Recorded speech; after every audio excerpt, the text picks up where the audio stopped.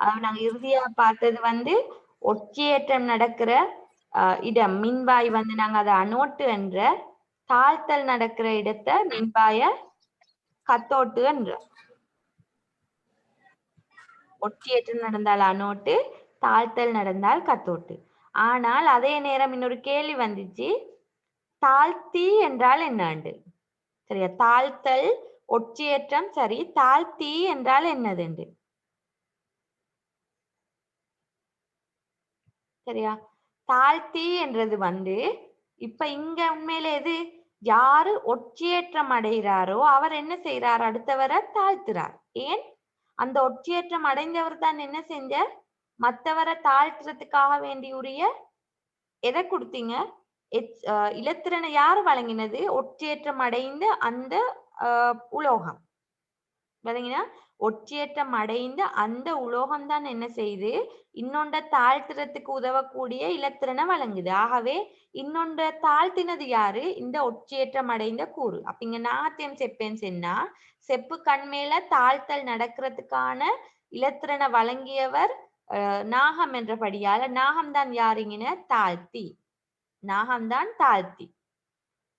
சரியா, அல்லது தாழ்த்தும் கருவி, இன்னொரு பேர் வரலாம் தாழ்த்தி அல்லது தாழ்த்தும் கருவி என்று. தாழ்த்தும் கருவி என்றாலும் தாழ்த்தி என்றாலும் ஒரே மீனிங். சரியா, அதாவது நாகம் நாகம் இன்னொண்ட தாழ்த்துறதுக்கு ஏதுவான இலத்திரன்களை வழங்கின. இதே மாதிரி செப்புக்கு இன்னொரு செல்லலாம், செப்பல்ல ஐதரசனுக்கு. ஏன், ஐதரசன் தான் என்ன செஞ்ச, இலத்திரன்களை பெற்றுக்கொள்ற. சரியா, அதுக்கு இன்னொரு பேர் இருக்குது, நாங்க அடுத்தடுத்த உதாரணங்கள் பார்க்கிற நேரம் நான் அதையும் தெளி தருவேன். சரி, அப்ப இது நாங்க பார்த்தது முற்றுமுழுதாக செப்பையும் நாகத்தையும் கொண்ட மின்வாய்களாக கொண்ட ஒரு எளிய மின் ரசாயன கலத்தை. சரியா, ஓகே. அடுத்ததாக பார்க்க போறது வந்து இது செப்பையும் நாகத்தையும் மின்வாயாக கொண்ட களத்துல உங்களுக்கு தெரியும். அப்ப நாகம்தான் என்று மறைமுடிவிடமாக தொழிற்படுது. நாகம் மறைமுடிவிடமாக தொழிற்படுறது. ஆனால் நாகம்தான் ஒட்சியேற்றம் அடைந்தது. ஆகவே மின் இரசாயன களம் ஒன்றுல ஒட்சியேற்றம் அடைகிறது மறைமுடிவிடம், அது அனோட்டு. மின் இரசாயன களம் ஒன்றுல தாழ்த்தப்பட போறது நேர்முடிவிடத்து கண்மையில, ஆகவே அது ஒரு கத்தோட்டு. சரியா, இங்க பாருங்க, குறியீட வைத்து ஒரு நாளுமே அனோடு கத்தோட்டு ஞாபகம் வைக்கப்படாது. சரியா, உள்ளுக்கு என்ன நடக்கிறத வச்சுதான் அனோட்டு கத்தோட்டு தீர்மானிக்கப்படுது. ஆகவே இங்க இந்த சந்தர்ப்பத்துல நாகம் அனோட்டாக தொழிற்படுது, அதே நேரம் மறைமுடிவிடம். நான் மறைமுடிவிடத்துக்கு காரணம் என்ன ஞாபகம் இருக்கும், தாக்குதிறன் கூட என்றபடியால விரைவாக இலத்திரன்களை விடுவிக்கும். அந்த விரைவாக விடுவிக்கப்பட இலத்திரன் இந்த மின்வாயச்சூழ தான் அதிகமாக இருக்கும் செப்போட ஒப்பிடக்கலை. ஆகவே மறையேற்றம். சரியா, இதோட ஒப்பிடக்கலை செப்பு நேரேற்றம். அதாலதான் இந்த நேர்மறை வந்ததே ஒழிய அனோட்டு கத்தோட்டு என்றபடியால நேர்மறை குறிப்பிடப்படாது. அனோட்டாக இருக்கிறதுக்கு காரணம் அங்கு ஒட்சியேற்றம் நடந்தது, கத்தோட்டாக இருக்கிறதுக்கு காரணம் அதற்கு அருகில தாழ்த்தல் நிகழ்ந்தது. ஆகவே இங்க இலத்திரன் கூடுதலாக இருக்கிற இடத்துல இருந்தா என்ன செய்யும், இலத்திரன் பாய்ச்சல் இருக்கும். இலத்திரன் ஓட்டம் இலத்திரன் கூட இருக்கிற இடத்துல இருந்து குறைந்த இடத்துக்கு இருக்கும். ஆகவே நியம மின்னோட்டம் எந்த திசையில் இருக்கும், இலத்திரன் பாய்ச்சலுக்கு எதிரான திசையில் இருக்கும். இலத்திரன் பாய்ச்சலுக்கு எதிரான திசையில் இருக்கும். அப்ப நீங்க விலங்கெடுக்க வேண்டியது, மின் ரசாயன களம் ஒன்று எடுத்தால் மைனஸ், அதாவது மறைமுடிவிடமாக இருக்கிறது அனோட்டு, நேர் முடிவிடமாக இருக்கிறது கத்தோட்டு. நாங்க இதை இன்னும் உதாரணங்களை பார்க்கிற நேரம் பார்ப்போம். ஏனென்றால் மறைமுடிவிடம் நேர்முடிவிடம் தீர்மானிக்கப்பட்டது தாக்குதிறன் அடிப்படையில். சரியா, நீங்க அனோட்டு கத்தோட்டு தீர்மானிக்க போறது ஒட்சியேற்றம் தாழ்த்தலின் அடிப்படையில. ஒட்சியேற்ற தாக்கம் நிகழுதா, அப்ப அது அனோட்டு. தாழ்த்தல் நடக்குதா, அது கத்தோட்டு. சரியா, இத மனசுல வச்சுட்டு நாங்க அடுத்தடுத்த உதாரணங்களை பார்ப்போம். சரி, அப்ப இது இப்ப என்னது, மின்வாய்கள் மாற்றம். அதே மின் பகுபொருள்ல இப்ப 2 மின்வாய். யார் யார், இரும்பு தகடும் செப்பு தகடு. அதாவது இரும்பும் செப்பும். அப்ப நீங்க என்ன செய்யணும்? தாக்க வீத தொடர்ல முதலாவது இரும்பு எங்க இருக்குது, செப்பு எங்க இருக்குன்னு பார்க்கணும். இரும்பும் செப்பும் இந்த 2 இடத்துலயும் இருக்க போகுது.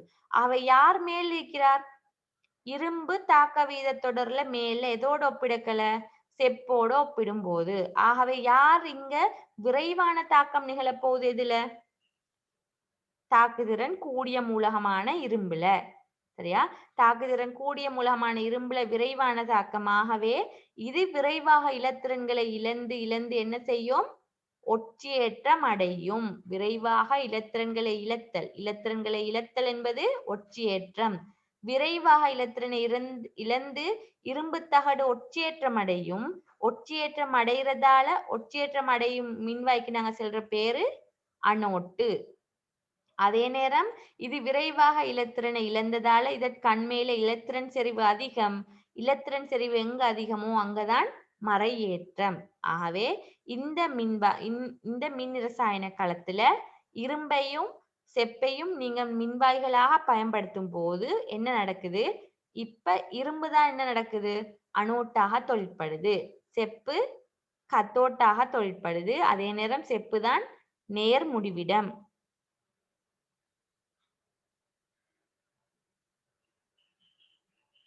சரியா? ஓகே. அடுத்தது இந்த தாக்க வீத தொடர்ல நீங்க எது மேல எது கீழே என்று பார்க்கிறது. அப்ப இந்த அடிப்படையில தாக்க வீத தொடர்ல மேலுள்ள மூலகம் தான். இப்ப உங்களுக்கு 2வது உதாரணம் இது. ஆரம்பத்துல செப்பையும் நாகத்தையும் பார்த்தோம். அந்த நேரம் நாகம் தாக்க வீத தொடர்ல மேல் இருந்தது. அதுதான் என்னது? தாக்கம் கூட இலத்திரனை அதாவது தாக்குதிறன் கூட இலத்திரனை வெளிவிடுற தன்மை கூட அதால ஒற்றியேற்றம் அடைந்து அனோட்டாகின. அதே நேரம் அந்த சந்தர்ப்பத்திலும் செப்பு தான் இருந்தது. ஆகவே செப்பு கத்தோட்டாகுது. இங்கேயும் என்ன நடக்குது? இரும்பு செப்புக்கு மேலாக இருக்குது. தாக்குதிறன் கூட. ஆகவே விரைவாக இலத்திரனை இழக்கும். எந்த ஒரு பதார்த்தம் இலத்திரன் இழக்குதோ அது ஒற்றியேற்றம் அடையும். ஒற்றியேற்றம் அடைகிற மின்வாயை நாங்க சொல்றது அனோட்டு. ஆகவே இங்க இரும்பு அனோட்டு. இதுல இருந்து உங்களுக்கு ஒரு ஒற்றுமையா விளங்கலாம். தாக்க வீத தொடர்ல உள்ள 2 உலோகங்கள் எடுக்கிற நேரம் மேல் உள்ள உலோகம் தான் சரி எதாக மாறுது? அனோட்டாக மாறுது. ஓகே, இதுல ஒரு நல்ல கேள்வி வந்திருக்குது. உங்களுக்கு இங்க இரசத்தை பயன்படுத்தலாதாண்டு. சரியா? இரசம் என்னது? இரசம் அறை வெப்ப நிலையிலேயும் திரவமாக உள்ள என்னது உலோகம். அறை வெப்ப நிலையில் திரவமாக உள்ள உலோகம். இப்ப உங்களுக்கு என்ன வேணும்? இந்த இடத்துல ஒரு நினைச்சு பாருங்க. இந்த இடத்துல ஒரு திரவத்தை நீங்க பயன்படுத்துனீங்களா இருந்தால் அந்த திரவத்தை இன்னொரு திரவத்துக்குள்ள வைக்கலாமா? அப்ப என்ன செய்யணும்? இன்னொரு டெஸ்ட் டியூப் மாதிரி வச்சு அந்த டெஸ்ட் டியூப்குள்ள திரவத்தை வைக்கணும். ஆனால் அந்த திரவமும் இங்க மின்பகு பொருளும் சம்பந்தமாக இருக்குமா? அதாவது ஒன்றோட ஒன்று தொடர்பில் இருக்குமா? இல்ல. ஆகவே திரவ நிலையில் இருக்கிற இந்த திரவ நிலையில் உள்ள உலோகத்தை, இந்த இரசம் என்ற உலோகத்தை மின் இரசாயன களத்துல பயன்படுத்துறது இல்ல. அதே நேரம் உங்களுக்கு தெரியும் இரசம் ஒரு பார உலோகம், தீங்கு அதிகம். இல்லையா? தீங்கு அதிகம் என்றது முக்கியமான காரணம். அது தவிர அது திரவ நிலையில் அறை வெப்ப நிலையிலேயே திரவ நிலையில் இருக்கிறதால ஒரு திரவத்தை இன்னொரு திரவத்தோட தொடுகையில வைக்கிறது பெருங்கஷ்டம். எல்லா இடத்துலயும் பரவிடும்.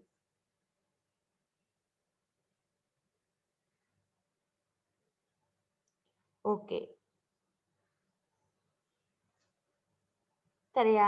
அப்ப இது நீங்க பாக்குறது என்ன? மின் இரசாயன களம். அப்ப இதுல இப்ப உங்களுக்கு விளங்கின ஒரு தரவு என்னது? செப்பு நாகம் இருந்த நேரம் நாகம் அனோட்டு, இரும்பு செப்பு இருந்த நேரம் இரும்பு அனோட் ஆகுது. அதாவது தாக்க வித தொடர்ல மேலாக உள்ள உலோகம் அனோட்டாக மாறுது. கீழே உள்ள உலோகம் கத்தோட்டாக இருக்குது. சரியா? இது இந்த 2 உதாரணத்தை வச்சு எங்களுக்கு எடுக்கப்பட்ட ஒரு இது. இங்கேயும் என்னது?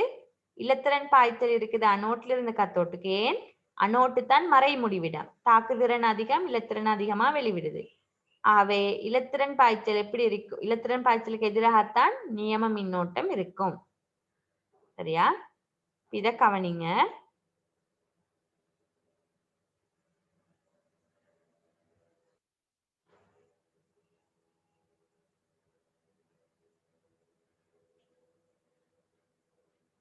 இங்க அனோடாக இரும்பு,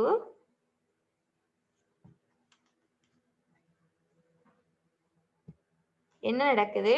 அனோடாக இரும்பு நேரத்தோட என்ன நடக்குது? அரிப்புக்கு உள்ளாகுது. ஏன்? அனோடு ஒற்றியேற்றம் அடையறதால உலோகத்தன்மையிலிருந்து என்ன நடக்குது? அயனாக மாறி மாறி இலத்திரனை விடுவிக்குது. அயனாக மாறி மாறி இலத்திரன் விடுவித்தல் நிகழுது.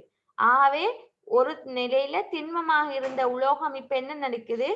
அரிப்புக்கு உள்ளாகுது. உலோகம் அரிப்புக்கு உள்ளாகுது.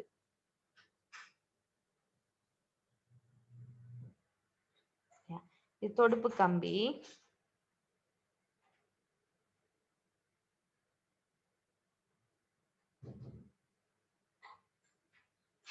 தொடுப்பு கம்பியின் ஊடாக என்ன நடக்கும்? தொடுப்பு கம்பியின் ஊடாக மின்னோட்டம் பயணிக்கும். அதைத்தான் நீங்க காட்டப்படுறதுக்கு. தொடுப்பு கம்பி தான் மின்னோட்டம் பயணிக்கிறதுக்கு உரிய ஒரு கடத்தி கம்பியால தான் நாங்க அந்த தொடுக்கிறோம்.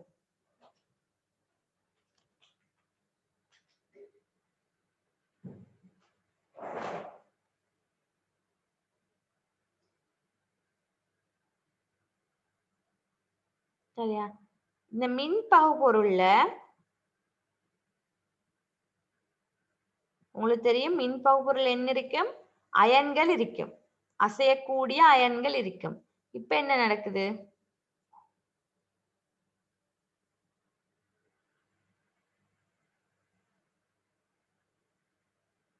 தாக்கம் நடக்கும்போது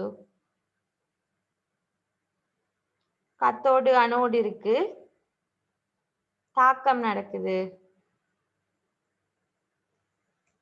சாரி,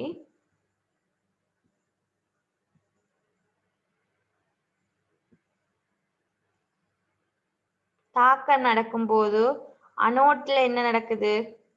அப்படியே கரைந்து போக போக மின்பகு பொருள் ஊடாக இங்கல வந்து வாயு குமிழ்கள் வெளிவர தொடங்கும். சரியா? இங்கல வாயு குமிழ்கள் படிப்படியாக வெளிவர தொடங்கும். சரியா? இதுதான் என்ன நடக்குது? இரும்புலையும் செப்புலையும் நடக்கிற மாற்றம். இரும்பு படிப்படியாக அரிப்புக்குள்ளாகும். அதே நேரம் வாயு குமிழ்கள் எது கண்மையில தோன்றுது? செப்பு கண்மையில தோன்றுது. ஆகவே இதிலிருந்து பார்க்கிற நேரம் உண்மையிலேயே ஒற்றியேற்றம் அடைகிறது. தாக்க வீத தொடர்ல மேலாக உள்ள மூலகம் ஒற்றியேற்றம் அடையுது. தாக்க வீத தொடர்ல கீழாக உள்ள மின்வாய் என்ன நடக்குது? தாழ்த்தல் அடையுது. ஆகவே எப்போதும் இப்ப பார்த்த 2 உதாரணங்களும் எங்களுக்கு செல்லேலும் தாக்க வீத தொடர்ல மேலுள்ள மூலகம் அனோட்டாக தொழிற்படும். ஒரு மின் இரசாயன களத்தை எடுத்தால், நான் திரும்ப திரும்ப சொல்றது, நாங்க மின் பகுப்பு இன்னும் பார்க்கல. மின் இரசாயன களத்தை எடுத்துக்கொண்டால் தாக்க வீத தொடரில் மேலுள்ள மூலகம் அனோட்டாக இருக்கும், கீழுள்ள மூலகம் கத்தோட்டாக இருக்கும். சரியா? இதுக்கு இன்னொரு உதாரணத்தையும் பார்க்கலாம். இப்ப மாற்றி பார்க்க, அதாவது அரை அயன் தாக்கம் எது தந்தாலும் எழுத தெரிஞ்சிருக்கணும் நீங்க. இப்ப நாங்க பார்த்த இரும்பு செப்பு உதாரணத்துல அரை அயன் தாக்கத்துல பாருங்க, இரும்பு என்ன நடக்கணும்? ஒற்றியேற்றம் அடைகிற நேரம் 2 இலத்திரனை விடுவிக்குது. பொதுவாகவே உங்களுக்கு இரு வலுவளவுள்ள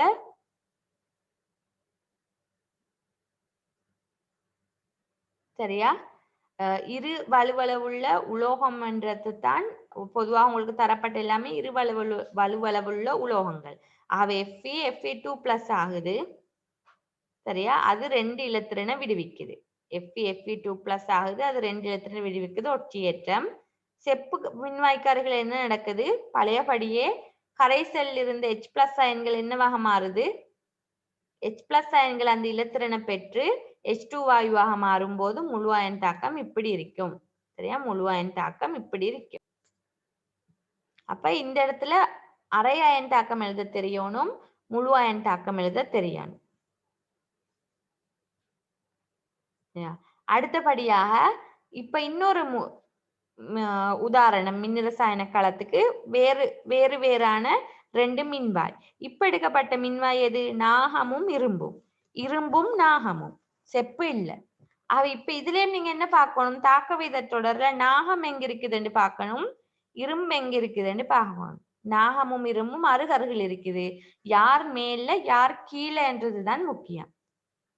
சரியா? அப்ப நாகத்தையும் இரும்பையும் ஒப்பிடுற நேரம் எது தாக்குதிறன் கூடிய மூலகம்? நாகம்.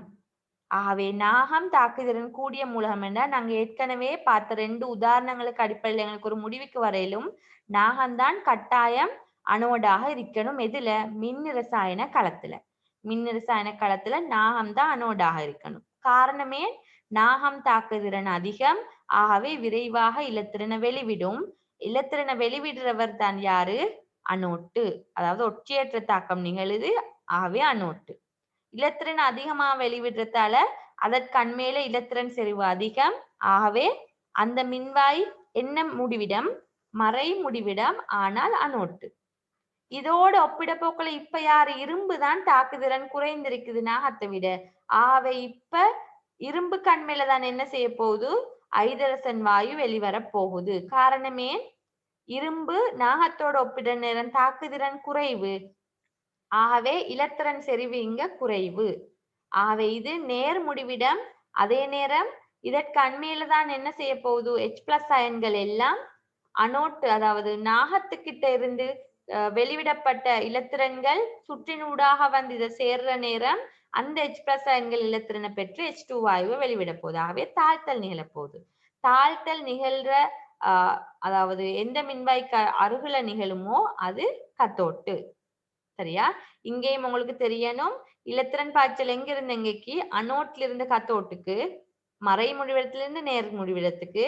ஆகவே நாகத்திலிருந்து இரும்ப நோக்கியதாக இலத்திரன் பாய்ச்சல். ஆகவே நியம மின்னோட்டம் உங்களுக்கு தெரியும் அதற்கு எதிரான திசையில் இருக்கும். நியம மின்னோட்டம் அதற்கு எதிரான திசையில் இருக்கும்.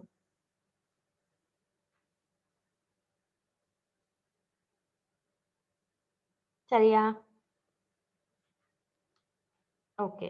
இதுல உங்களுக்கு மின்வாய்களாக பயன்படுத்துற உலோகம் நீங்க தெரிவு செய்யணும். என்னது? ஒரு உலோகம் தாக்குதிறன் கூடியதாக இருக்கணும். இன்னொரு உலோகம் தாக்குதிறன் குறைந்ததாக இருக்கணும். சரியா? இப்படி பயன்படுத்துவதனூடாக உங்களுக்கு என்ன செய்யலும்? இலத்திரன் பாய்ச்சல வினைத்திறனா செய்யலும். ஏன்? இப்ப நாகமும் இரும்பும் இருக்கிற நேரம் தாக்குதிறன் ஒப்பிடல்ல டிஃபரண்ட் கொஞ்சம். சரியா? ஆகவே இங்க இலத்திரன் வார அளவு கிட்டத்தட்ட கொஞ்சம் வித்தியாசத்தாலதான் நீங்க இலத்திரன் பாய்ச்சல் நிகழப்போகுது. சரியா? நீங்க தெரிவு செய்யற நேரம் தாக்குதிறன் அதிகமாக உள்ள அதே நேரம் இலகுவாக பெறக்கூடிய உலோகம் ஒன்றையும் தாக்குதிறன் குறைவாக உள்ள. அதனாலதான் பொதுவாகவே நீங்க மின்கலங்களை பார்த்தீங்களாக இருந்தால் செப்பு பயன்படுத்தப்பட்டிருக்கும். ஏன்னா செப்பு இலகுவாக பெற்றுக்கொள்ளக்கூடியது. அதே மாதிரி நாகம் இலகுவாக பெற்றுக்கொள்ளக்கூடியது. சரியா? ஆகவே மின் ரசாயன களத்துல இதுக்கும் உங்களுக்கு என்ன தெரியணும்? அரை அயன் சமன்பாடு எழுத தெரியணும். 2 இடத்துலயும் நடக்கிறது. அது ரெண்டையும் கூட்டி பெறக்கூடிய முழு அயன் சமன்பாடும் எழுத தெரியணும். சரியா? இப்ப இந்த 2வது கேள்வி. இந்த 2வது கேள்விக்கு எந்த ஆன்சர் வரும்னு சொல்லுங்க பாப்போம். இதுல விடைய பார்ப்போம். இது ஒரு மின் ரசாயன களத்துல நடந்தது. இதுல இப்போ உண்மையா சொல்ல போனா இதுல ஒரு சமரி மாதிரி இருக்குது. சரியா? எத்தனாவது விட? 3வது விட. ஏன் 3வது விட? நாங்க ஒவ்வொரு விடையா பார்ப்போம். ஏன் சரி ஏன் பிழைண்டு.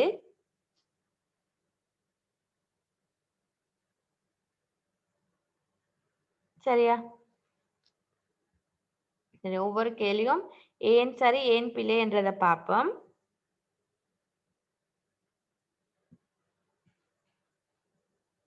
ஓகே. ஏன்? முதலாவது விட மின் இரசாயன களம் ஒன்றில் புறச்சுற்றினூடாக மின்னோட்டம் பாய்வது அனோட்டிலிருந்து கத்தோட்டுக்காகும். சரி, இப்ப கேட்ட கேள்வி மின் இரசாயன களம் ஒன்று, அதாவது படம் டக்குன்னு மனசுக்கு வரணும். படம் இங்க தரப்படாட்டியும் மனசுக்கு வரணும். ஏன்? மின் இரசாயன களம் ஒன்றுல புறச்சுற்றுனா மின்னோட்டத்தை பத்தின கேள்வி. அப்ப மின்னோட்டம் பாய்றது எப்போதுமே இலத்திரன் பாய்ச்சலுக்கு எதிரான திசையில. சரியா? இது தர்க்க ரீதியா யோசிக்கிறது. இலத்திரன் பாய்ச்சலுக்கு எதிரான திசையில மின்னோட்டம் பாயும். ஆகவே என்ன செய்யணும்? இலத்திரன் பாய்ச்சல் நிகழ்ற இடம் எங்கேயா இருக்கணும்? இலத்திரன் செறிவு கூடின இடம். இலத்திரன் செறிவு கூடின அர்த்தம் என்னது? அந்த இடத்துலதான் மறைமுடிவிடம் இருக்கணும். சரியா? மறைமுடிவிடமாக காரணம் இந்த உலோகம் அடுத்த உலோகத்தை விட விரைவாக தாக்கம் புரிந்தது. சரியா? ஆகவே இது என்னவா நடக்கும்? உலோகம் இலத்திரன்களை வெளிவிடுறதால தான் இது மறை இலத்திரன்கள் செறிவு கூட இருந்த. ஆகவே இது ஒரு அணோட்டு. சரியா? இலத்திரன் பாய்ச்சல் ஸ்டார்ட் ஆகுறது அணோட்டுல. ஆனா எங்களுக்கு கேள்வியில தந்தது வந்து இலத்திரன் பாய்ச்சல் அல்ல, மின்னோட்டம். ஆகவே மின்னோட்டம் தொடங்கி இருக்கணும் எங்கிருந்து? கத்தோட்டில் இருந்து. சரியா? மின்னோட்டம் தொடங்கி இருக்கணும் கத்தோட்டில். ஆகவே இந்த முதலாவது கேள்வி பிழை. அணோட்டிலிருந்து கத்தோட்டுக்காகும் என்றது எதன் பாய்ச்சல்? இலத்திரன் பாய்ச்சல் தான் அணோட்டிலிருந்து கத்தோட்டுக்கு. சரியா? அதே நேரம் இரண்டாவது, மின் இரசாயன களம் ஒன்றில் நேர் முடிவிடமாக இருப்பது தாக்குதிறன் கூடிய மூலகம். இப்ப பார்த்த இதுல உங்களுக்கு விளங்கியிருக்கும் நேர் முடிவிடமாக இருக்கிறது எது, மறை முடிவிடமாக இருக்கிறது என்று. நேர் முடிவிடமாக இருக்கிறதுக்கு என்ன செய்யணும்? ஒப்பீட்டளவுல இலத்திரன் செறிவு குறைஞ்சிருக்கணும். ஒப்பீட்டளவுல இலத்திரன் செறிவு குறைஞ்சிருக்கணும். ஆகவே தாக்குதிறன் கூடிய மூலகம் ஒன்று எப்போதும் என்னது? விரைவாக தாக்கம் புரிந்து இலத்திரனை கூடுதலாக வெளிவிட போகுது. ஆகவே அது என்ன முடிவிடமா இருக்கும்? தாக்குதிறன் கூடிய மூலகம் மறை முடிவிடமாகத்தான் இருக்கணும். ஆகவே இரண்டாவதும் பிழை. மூன்றாவது கேள்வி முதலாவது ஆப்போசிட். அப்ப என்னது? கட்டாயம் இப்படி ஒன்றுக்கொண்டு ஆப்போசிட்டான விடைகள் வந்தா நீங்க சாய்ஸ்ல வைக்கணும் அந்த ரெண்டு விடையும். என்னது? மின்னிரசாயன களம் ஒன்றுல புறச்சுற்றினூடாக இந்த பயணம் செல்றது இலத்திரன் பாய்வது. பார்க்க ஒரே மாதிரி இருந்தாலும் முதலாவது விடையில மின்னோட்டம், மூன்றாவது விடையில செல்றது இலத்திரன் பாய்ச்சல். அப்ப இலத்திரன் பாய்ச்சல் கட்டாயம் எங்கிருந்து? அணோட்ல இருந்து கத்தோட்டுக்கு. சரியா? அதே நேரம் கடைசி மின்னிரசாயன களம் ஒன்றுல அரிப்புக்கு உள்ளாவது கத்தோட்டு ஆகும். என்னது அரிப்பு என்றா? என்னது? நேரம் செல்ல செல்ல அந்த உலோகத்துல திணிவுல குறைவு ஏற்படுறது தான் நாங்க சொல்றது அரிப்பு. உலோகத்தை, அதாவது ஒரு கம்பி துருப்பிடிக்கிறத உங்களுக்கு அரிப்புன்னு சொல்லலாம். என்னது? துருப்பிடித்தால் என்ன நடக்கும்? அந்த உலோகத்துல திணிவு கொஞ்சம் கொஞ்சமா குறையும். சரியா?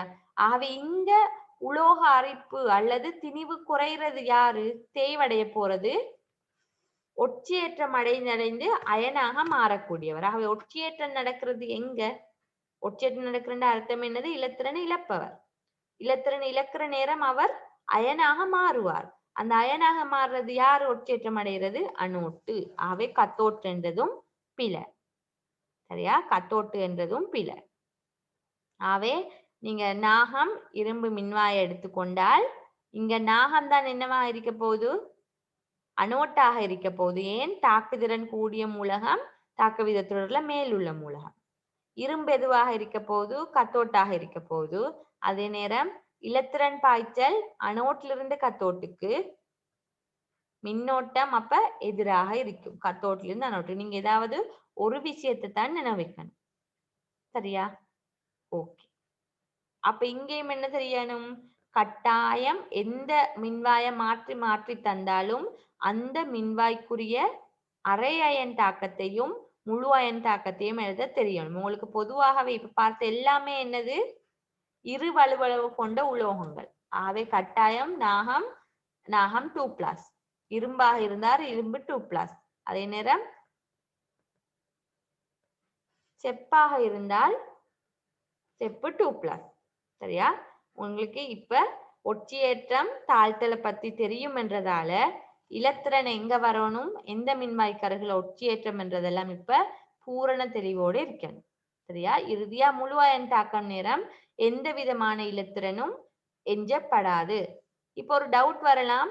சப்போஸ் ஏதோ ஒரு உலோகம் தந்துட்டாங்க, இந்த 2+, இப்ப இதுல எல்லாம் மெயின் பிரச்சனை இல்ல. முதலாவது தாக்கத்தையும் இரண்டாவது தாக்கத்தையும் கூட்டுற நேரம் என்ன நடக்குது? ரெண்டு இலத்திரனும் வெட்டிப்பட்டு போகுதே.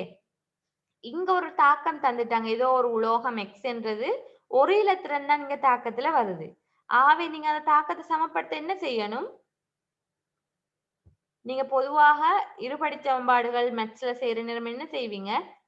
ஏதாவது ஒன்று இல்லாமக்கணும் ஒரு கணியத்தை அந்த சமன்பாடை அந்த எண்ணால பெருக்குவீங்க. இப்ப இங்க ஒரு இலத்திரனாக இருந்தால் நீங்க என்ன செய்யணும்? 2ஆல இந்த சமன்பாடை பெருக்கி போட்டுட்டு கூட்டணும். சரியா? அது சாதாரண மேத்ஸ் மாதிரி, சமன்பாடு மாதிரி இதை கருதி செய்யணும். சரியா?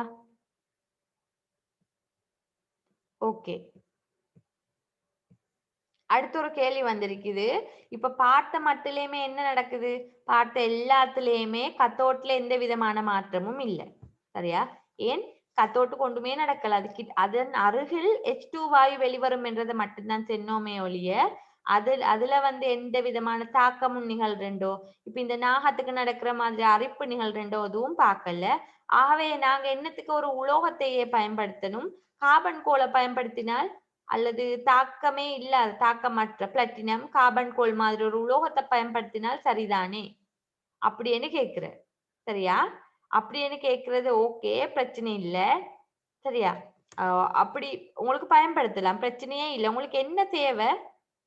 இங்க வந்து ஒரு காரணம் வந்து ஆஹ் இங்கிருந்து மின்னோட்டம் பாயணும். ஆகவே மின்னோட்டத்தை கடத்துறதுக்கு ஒரு கடத்தியா இருக்கணும். ஆகவே உங்களுக்கு என்னது? கார்பனை பயன்படுத்தலாம், பிரச்சனை இல்லை. அதே நேரம் நாகத்தோடையோ இல்லாட்டி இதுக்கு அங்கால நீங்க பயன்படுத்த போற உலோகத்தோட ஒப்பிடுக்கல என்னவாக இருக்கணும்? அதை விட தாக்குதிறன் குறைந்த தாக்க விதத்தொழில கீழாக இருந்தால் மட்டும் போதும். சரியா? ஆகவே நீங்க கார்பன் கோலம் பயன்படுத்தி இருந்தால் இந்த இரசாயன களத்துக்கு நீங்க என்ன பேர் வைக்கலும்?